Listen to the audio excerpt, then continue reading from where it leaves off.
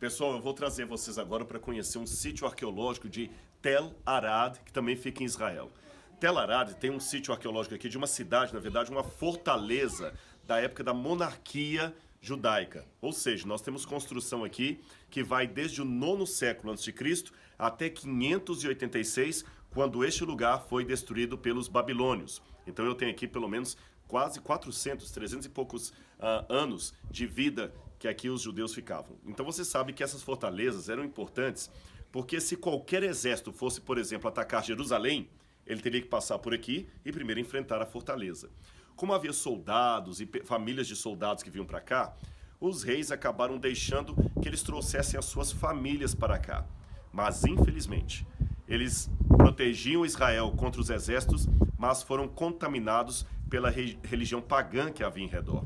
Houve muito sincretismo aqui em Tel Arad, inclusive, pasmem, uma adoração entre o Deus de Israel e Áxera. Áxera está ligada ao reino, ao governo, à religião de Baal, de El, deuses cananitas. Mas você sabia que por volta do 8º, do 7º século a.C., numa época de apostasia dos israelitas, eles começaram a adorar Javé e sua Áxera, como se fossem duas divindades. E mais, eles começaram a achar que Jerusalém estava muito longe para irem oferecer sacrifício lá no templo, onde deveriam ser realizados os sacrifícios, e fizeram aqui em Tel Arad um santuário que rivalizou com aquele de Jerusalém.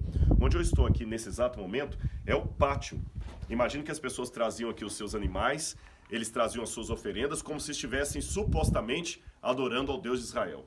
Aqui é o altar, onde os animais eram sacrificados. E você tinha um dreno onde o sangue do animal escorria. Além do animal ser sacrificado aqui, repito, algo errado, porque o lugar de sacrifício do cordeiro pascal deveria ser em Jerusalém, eles tinham também aqui à minha direita água, um reservatório d'água, porque a água fazia parte também do sacrifício. Agora, venha comigo que você vai ver que fantástica apenas no sentido arqueológico, mas um desastre em sentido espiritual, a divisão que eles faziam aqui igual ao santuário que Deus indicou na Bíblia. Você tem ali o pátio, como eu falei, o lugar onde os animais eram trazidos para o sacrifício, e onde eu estou entrando aqui, o lugar santo. Se você ler na sua Bíblia, o santuário, desde a época do tabernáculo, tinha dois lugares internos, o lugar santo e o santíssimo, ou santo dos santos. Aqui, esse espaço era o lugar santo. E aqui dentro, o lugar santíssimo, com dois altares. Mas espere, aqui havia talvez uma cortina separando o lugar santo do lugar santíssimo e lá dentro do lugar santíssimo.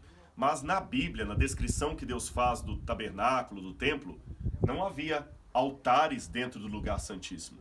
O que seriam então esses dois altares que foram encontrados aqui? Um maior e outro menor.